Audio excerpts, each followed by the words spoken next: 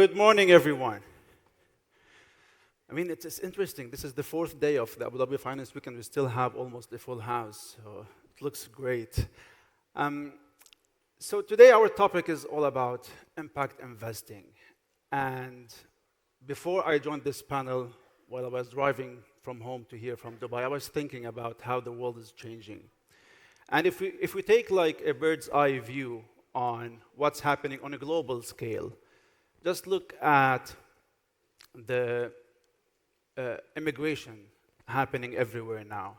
Look at the climate crisis and look at the political shifts in so many countries, in Asia, in Europe, in the Middle East. And we feel that there is something going wrong. Probably capitalism has served us well over the past 2 centuries, but then we think there is something wrong happening. And this is where your role coming in to fill a gap where probably public is not being able to do enough. So before we dig into the conversation, please, Medaya and Sonia, can you introduce yourselves, why you're here, what do you do? All right, cool. All right, I'll start. Sonia. Hi, everyone. Great to see so many familiar faces and allies in the audience. My name is Sonia Wehmuller. I'm co-founder and general partner at Venture Souk. We're a thematic venture capital firm. We've been around since 2013, which is a long time for this region. And specifically, we focus on fintech and climate. I specifically lead our climate investment practice. That's on the investment side. We also do a lot of education work. We run a fellowship with New York University Abu Dhabi called the Conscious Investor Fellowship, which is about how do you nurture the next generation of investor to make sure that we ensure that there's capital flowing towards things that actually matter, such as climate and financial inclusion. Thank you, Sonia.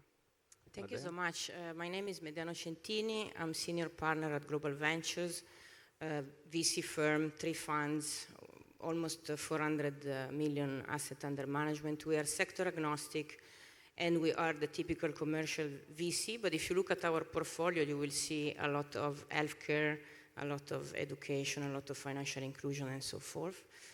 We have been around since 2018. It's been an incredible journey so far. I'm also the founder of C3, Companies Creating Change, which is an accelerator platform, now part of Global Ventures. And with C3, I started in 2012. The crowd was probably just the first couple of rows here, and so I'm super glad to be on a stage in the Abu Dhabi FinTech Week on this topic, in this amazing audience, in front of this amazing audience. Awesome, Medaya. Let us start with, I mean, impact could be considered something new. It just started becoming mainstream over the past few years. Before that, VC, 20, 30 years ago, there was no term impact in most of the VCs that I've been looking at. And now it started showing more and more. How can we define today impact when it comes to investments? And that's the billion-dollar question. It's very difficult because there are so many shades, right?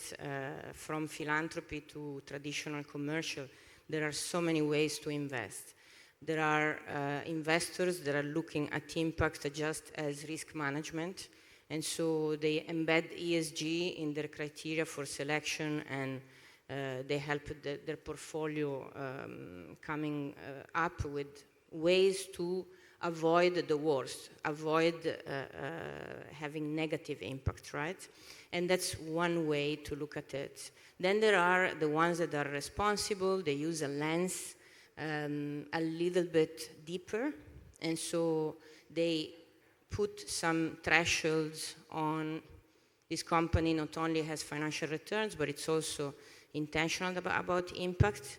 And then there are the more philanthropic investors where impact comes first and then financial returns needs to be there, but eventually they have more flexibility on those. So there is a lot of different ways to invest in this specific asset class, and so that's why the confusion sometimes, I believe. Okay, and to make things more confusing as well, Sonia, we have the ESG term that have been for the past 20 years as well on the rise, and we saw so many investments going to whatever is labeled ESG, whether it's ESG or not. But is it similar Is it, where does the difference comes? How can investors know like what impact they are doing? What is ESG? Yeah, we can get into that. But before we do that, can we just get a sense of who's in the room? Who are founders in the room? Can you raise your hand, just so we get a sense? Awesome. Who are the investors in the room? I see some of you here. All right, more investors than founders. That's great. You guys should try and find them. And then ecosystem stakeholders more generally, raise your hand. Yeah, okay, so it's kind of similar to the investor size. So yeah, the only reason I ask is because I think there's a level of education that's required across kind of the value chain, whether it be the founder ecosystem, the investment ecosystem, et cetera. So yes, there's a lot of conflation, especially in this region, between impact and ESG. We've seen that a lot. It's used interchangeably. We run a climate fund. The number of times I'm referred to is like, oh yeah, Sonia, that girl that runs the impact fund. I'm like, it's not an impact fund, it's a climate fund. Or Sonia, who runs the ESG fund. Not an ESG fund, it's a climate fund. So, you know, I think there is a lot of conflation and words do matter.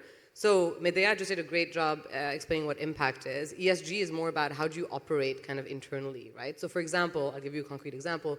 Part of our diligence process when we look at companies, and I know Global does it as well, is that we do have kind of an ESG scorecard, if you will, which is part of the due diligence process for the founders in the room. When you start dealing with more sophisticated investors who do care about impact and ESG, they will start asking you these questions as well. And it's really not there with the expectations that you have figured it all out, but it's more there for you to start thinking about, do you have diversity on your board, for example? Do you have an employee handbook? Like, how do you professionalize your company as it grows from seed to Series A to Series B to make sure that you're creating a sound working environment for your employees and for your stakeholders overall? And so when we go in, we don't expect you to have figured everything out, but we do as an investor, an investor who cares about ESG or impact, we will ask you, hey, we know that you haven't figured all this out, but we do expect that by, you know, the next year and the year after that, that you have actually hit certain KPIs within this ESG handbook, if you will, that we're providing you with, where we think you're strong and weak in. And for us, when we kind of embarked on this journey 4 years ago of kind of how do we look at ESG, how do we implement it, et cetera, we wanted to walk the talk first. So we actually created an ESG committee at VentureSouk to make sure that we as investors were actually walking the talk before we actually imposed this on the founders that we invest into. And so that committee, ESG committee, is made up of partners from each fund product that we have, principals, because for us it's very important that we also include the next generation of investors and give them a voice. So we have principals and senior associates that are part of that committee as well, and we have one independent as well. And so it's about holding ourselves accountable according to these ESG metrics as well as holding our portfolio companies accountable as well. So it's really about how do you implement these internally as you operationalize your business. That's amazing. Medea wants to add something. And if I can just add to it, it's incredible how our portfolio companies adopt this kind of concept with a lot of enthusiasm, because it makes a lot of business sense. If I have a diagnostic company, we have a couple of them in our portfolio, Vivo or Elara, and I don't make sure that my medical waste go and get processed in the right way, that's a pretty dangerous thing. Or, let me say, last mile type of food tech, if they don't have processes to make sure that minors are not the delivery drivers, then again, it could be a big reputational risk. So it makes a lot of business sense to introduce this kind of stuff in the portfolio. So you would be surprised how much excitement, despite my skepticism initially when we started this work with the portfolio, you will find in young, talented founders. That's great, Medea. And you know what? When I also think about impact from an investor's point of view, some of them, they would say, okay, but if we need to have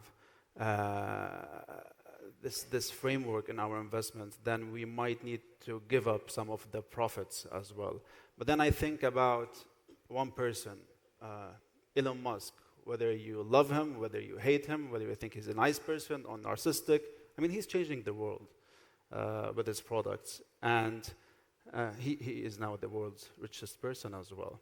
So today, when we think about investing in companies, and where profit is one of the most important thing, does having this impacting our bottom lines, or sometimes it helps it more? How do you look at it from this perspective? I am so biased, so please take it as a personal perspective. First of all, at C3, we started in 2012. We have supported with accelerators more than 300, we are close to 350 now companies. 95%, and they're all impact driven, intentional about impact, and a lot of them are adding additionality for the people that know what this means in the room to their intentions. And so 95% survival rate. I hear typical Silicon Valley conversation, 10% max. And so either at C3 we do an incredible job in selecting them or in helping them, or on top of it, I would say, there is also a lot of resilience, more than usual. There is a lot of discipline, because again, combining impact and business, it's not an easy thing. So when they start with that idea from the get-go, they do things in a better way. In the past couple of years, this crowd has fundraised $500 million just here. And I can continue forever, but it's really stats that I don't see in the typical commercial accelerators out there. Now, I have not analyzed all this data properly to tell you if it's just correlations or there are some causality there, but I'm definitely excited about doing that sooner or later, so we can prove that impact mindset help business as well. Again, an IPO, the company, out of our accelerators is Desert Control. You might have heard of them. It sounds like magic. Basically, they use nano clay and water, all natural materials. They spray it on the desert and they create an arable layer to be able to grow crop in the desert. I'm just saying it's good business. Can I just add to that? I also think in general, like, I think we need to, that we're feeding that narrative that you just said of it has to be like profit versus purpose, right? Like we need to move away from that, I think. Specifically, like when I talk about the venture space, like just because you have a mission-driven founder or a founder who actually cares about what they're doing and the long-term outcome that the business has, right, from a product perspective, or has, you know, it's taking a gender lens approach where they're actually being inclusive and making sure that the product is designed in such a way that appeals to women, for example. Like, why is that a bad thing? Like, you know, and so I think like we need to stop kind of having that conversation, and maybe we need to stop asking that question. I'm not pointing to you, by the way. I ask the question when I moderate as well. But I do think like, you know, part of the problem is also us kind of differentiating that, creating that kind of two-pocket thinking kind of mindset. And so we need to actually say, no, it actually is possible. I think between Global Ventures and Venture Soup, we have tons of portfolio companies. So does Mark Khan, who's sitting in the front row at Omnivore, AgTech, Guru in India, and Bo, who also was in Southeast Asia running an impact fund. Like, we have great case studies of mission-driven founders who, of course, care about the profit and the commercial side of the business, but also are very much driven for personal reasons by what they're doing. And that is key, to be honest. Like, when I look at founders, that actually, especially because we invest early stage, like when people ask us, what do you look for in founders, et cetera, we look for that. We want to spend as much time as we can with the founder to understand what is his or her motivation for building what they're doing. If it's just to become like a unicorn and, you know, halas, okay, move on, like, I'm not interested in that. Like, I wanted much deeper motivation because entrepreneurship is hard, you know? And back to the resilience point, like, you need to really be motivated and believe in what you're building and the reason why you're building it in order to stick to it. Otherwise, you're just going to say, ciao, you know, and move on to the next, you know, kind of billion-dollar opportunity. So I think it's really important for that. Now, just to add a bit more nuance to that as well, there are social enterprises, and I'm sure we have social entrepreneurs who are in the audience as well, right? These are not the types of businesses that venture capital will invest in, because we invest in technology-enabled businesses, right? And that's worthy of another part. We're all part of the same value chain. Medea alluded to it, right? There's the philanthropist, et cetera. We need all these nuts and bolts. We're all part of the same value chain. There's some stuff that is even too risky for us, even though we're high risk, high reward. And the philanthropist will come in initially and actually give that initial grant money to get the company going in order for them to get to the point where they can actually present to Medea or myself, right? But if you're a social enterprise where you're not looking for that kind of, you know, hockey curve or J curve in order to kind of, you know, really scale very fast because of the technology that you're using, then maybe we're not the right investors for you either, right? And maybe there's another set of investors, and it's not easy to find either, by the way, but there are other sets of investors who actually are okay with low return profiles, basically, or even kind of, zero return profiles. Great. Sonia, also a question on greenwashing. I mean, over the past year, there were so many news, so many offices have been raided, so many big institutions have been raided for greenwashing. Today, how do you differentiate between genuine climate change and the climate change solutions from greenwashing during this investments process? I think if you look at greenwashing, pinkwashing, all the washings, it's all about the intentionality ultimately that Medea also referred to. And so like when we look at a business from an impact, more broadly, not just climate, but impact, the impact needs to be embedded in the commercial model of the company. So as the commercial KPIs scale, so does the impact that the company has. That's kind of the crux of what we're looking for when we look for whether a financial inclusion company or a climate company, et cetera. It's basically is what they're doing, the impact that they're having actually embedded in the commercial model of the company? Are we making sure that there's not going to be any mission drifting at any point between the impact and that the founder will not have to make a decision between profit versus purpose, basically? Because that is a concern, right? Like, because the Medeas and Sonias can come in early and be very like hunky-dory and say, yes, like we love this impact, like, but another investor might come in at a later round and they're not very impact-oriented and they might not care and they might push the founder towards, and I think we all have stories, kind of, nightmare stories like this. So how do you make sure that the founder can stick to his or her own guns, basically, and continue on that impactful journey is important. Yeah, Medea?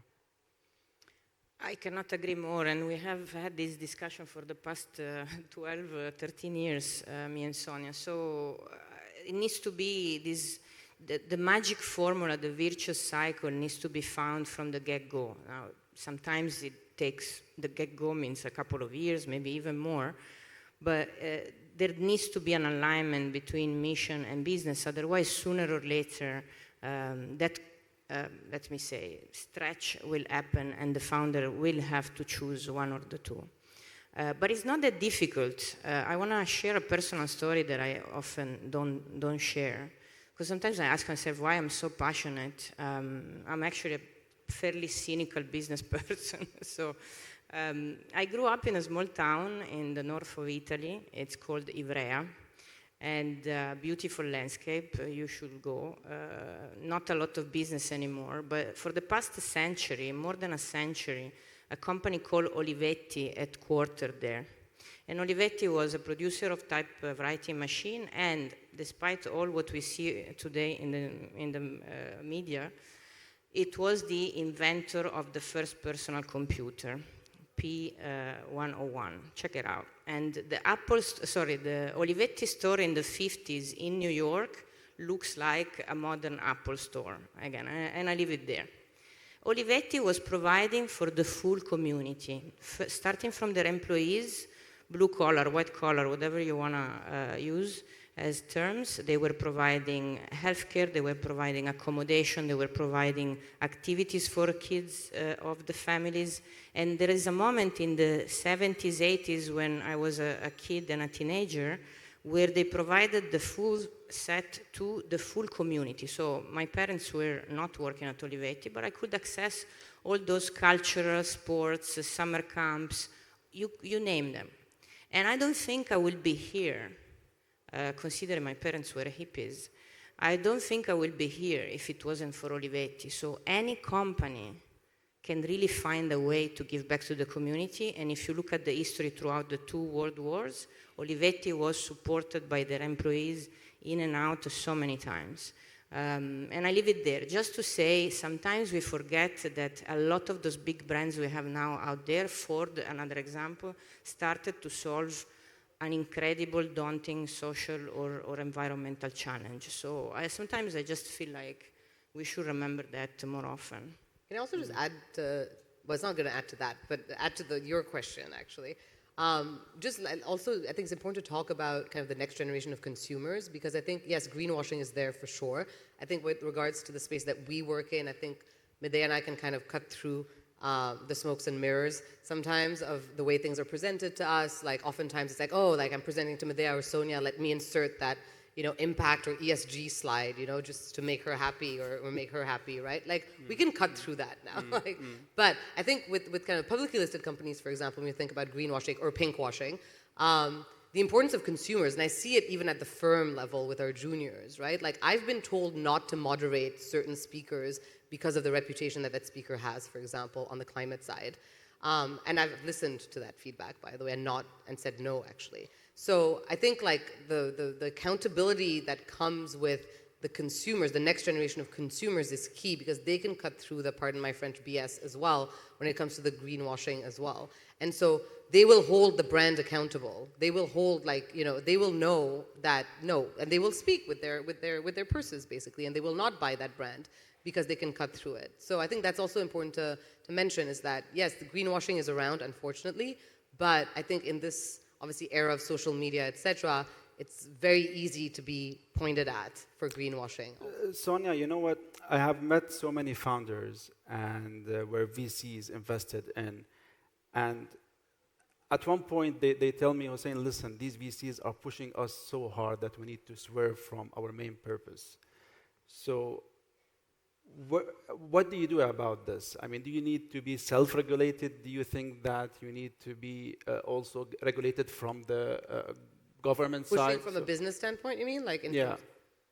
I mean, that's a very multi-layered question. I mean, I think, first of all, I think you need to think hard as a founder what kind of VCs you want to have on your cap table. And I think we often say that is that, just like we diligence you, you should diligence us. Like, do you want a Sonia and a Medea on your cap table because they're aligned with your values? Like Talal was on stage before, or Rick Fox was before. Like, they were very targeted in the types of profiles that they wanted for the investors on their cap table, right? Because this is a marriage. I mean, this is like a 5 to 10 year relationship. This is not like a one-off and then cheerio, goodbye, like, thank you for your money. So, are you sure you want that investor on your cap table? And are you sure that that person or that entity is actually aligned based on their previous actions with you and other founders? That's number one.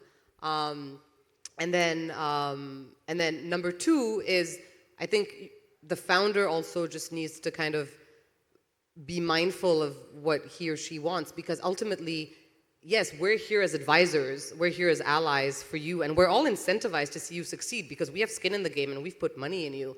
But ultimately, you're the founder. You should be making the decisions, right? And so are you able to listen, take constructive feedback, and then make that decision? Are you strong enough to push back to the investors that are maybe bullying you into making certain decisions that don't align with your values? Why are you smirking and chuckling? You said the bullying. I'm like, okay. I still don't feel we're bullying anybody. No, we don't, I'm saying. But I mean, I think in the world there are bullying Indeed. investors. And they're investors who bully other investors too, by the way, also. Yeah, it's a tough journey for the founders in the room. Not all the business models or the type of businesses make sense for VC, and vice versa, right?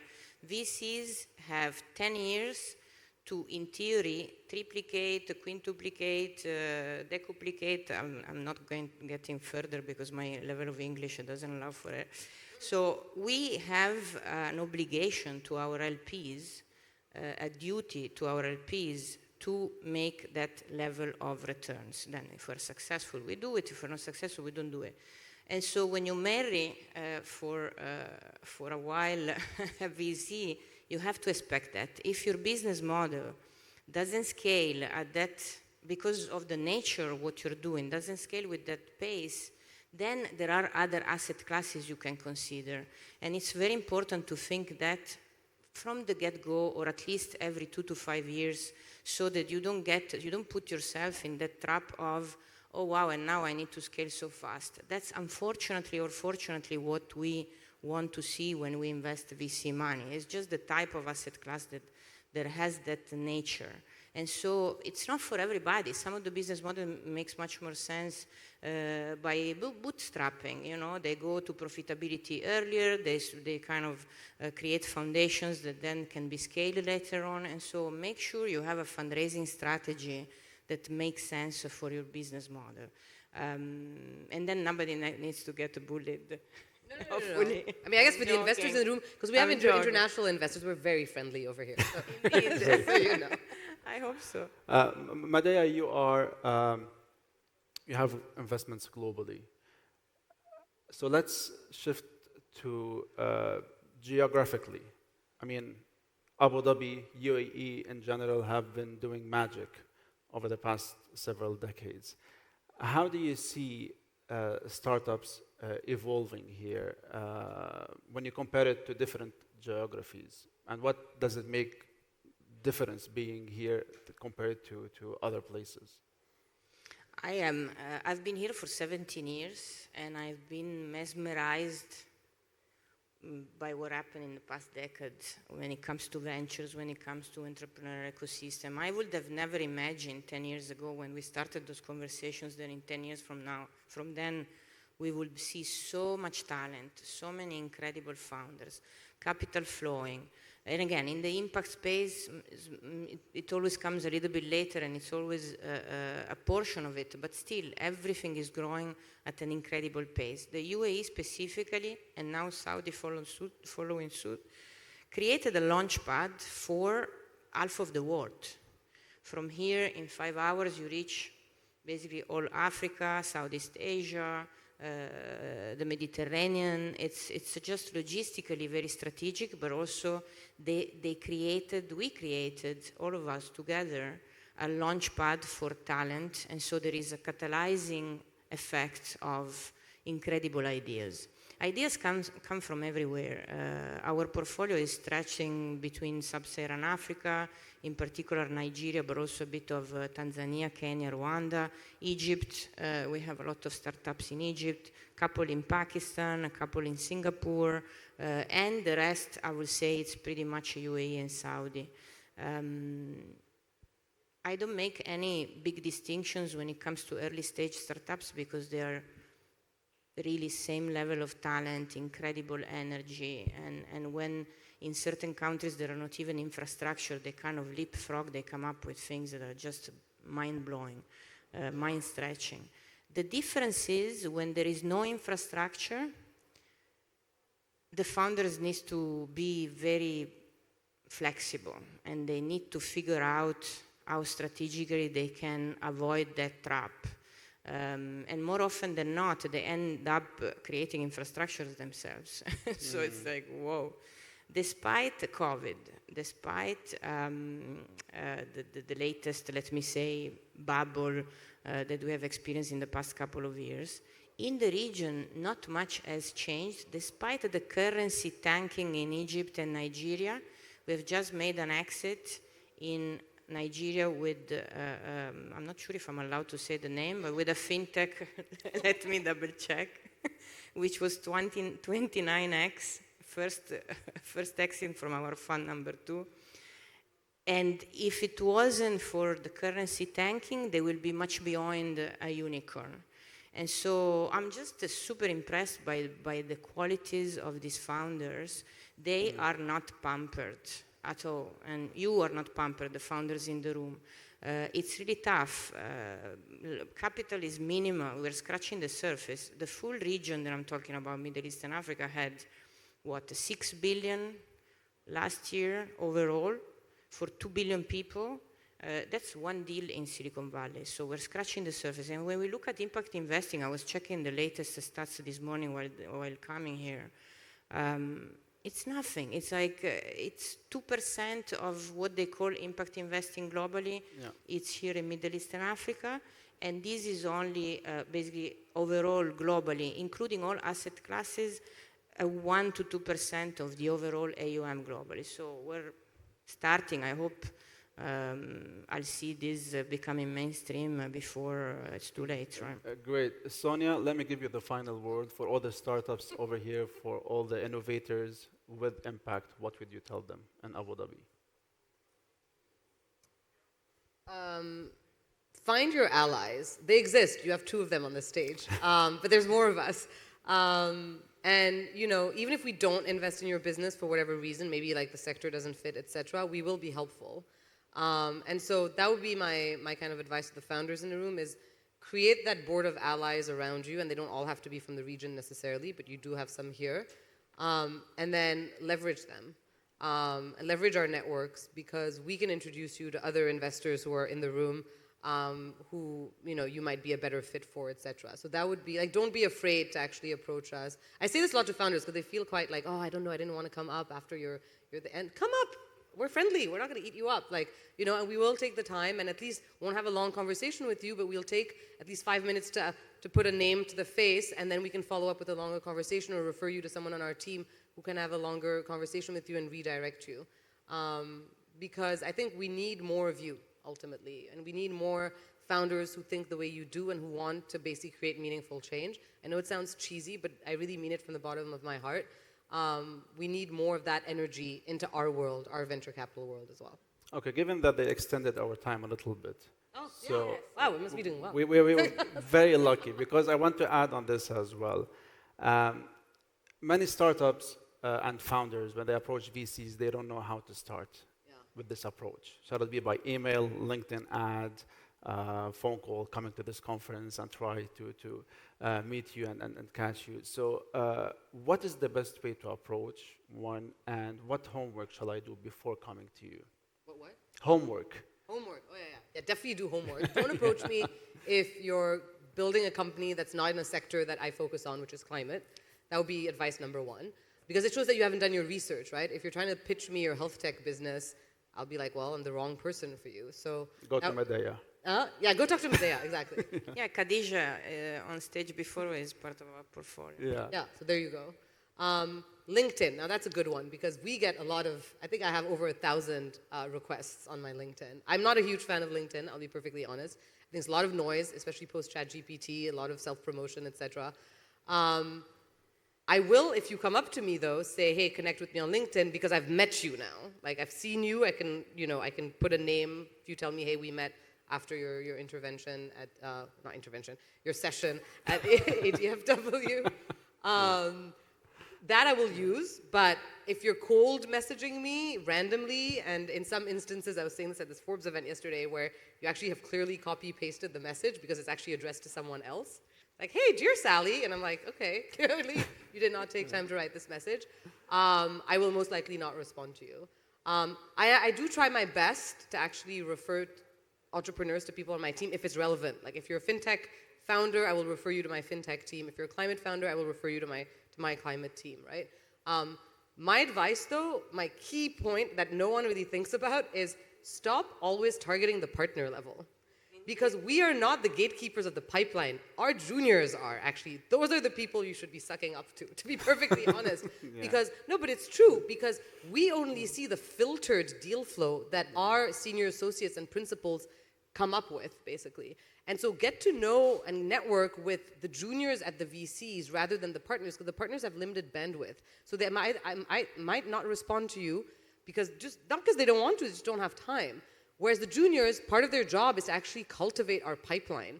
And so they have to spend time with you. So build those relationships with the juniors at the firms in order to get to us. That is the most effective. And then, of course, if you know Medea and she refers a deal to me or vice versa, that always helps as well, right? Great advice. Thank you, Sonia. And be nice with the junior, because, for example, we have one of our values is humility. If you're like, I don't want to talk to you, give me your partner number, then it's already a no-go. So watch out for that. Something else on the homework. It's about consider every conversation with us, no matter if you are already half there or not, no matter what your idea stage is. Maybe you're too early for our fund now or whatever, but consider that a pitch. I know it sounds heavy, but it is what it is. Be as energetic as you will be when you're pitching something officially, right? Show your passion. Just behave as it was always a pitch. And not only when you meet investor, but when you meet anybody. Pitch everywhere. I know it sounds a bit daunting, but first of all, you get a lot of feedback, even just by the body language of the person that you're talking to. And ask a question. Get the hardest feedback the earliest, so that you kind of, get the voice of the market early on. Just to add nuance to that also, but be mindful of where you're doing that, because like I've been approached at restaurants on weekends, etc. Like that's not cool. Like if I'm with my family, like don't just come up to me and just pitch me your idea in the middle of a weekend. Like, so show some, some EQ as well. Like, there are times to be in work mode and there are times to be in family mode. Like you need to lead a balanced life for yourself as well, by the way. So talk about families when you are with family. Yeah. And on that, one last thing, take care of your mental fitness and your body fitness. The older I get, and the more I see this being one of the biggest impairment for founders. When things get tough, it's so emotionally draining. It's beyond the beliefs. Because you're putting your face, you're putting your family under the line. So take care of yourself and of your body. Great advice, great conversations. Thank you very much, Sonia Amadei. I really enjoyed it. A big round of applause to the ladies. Thank you.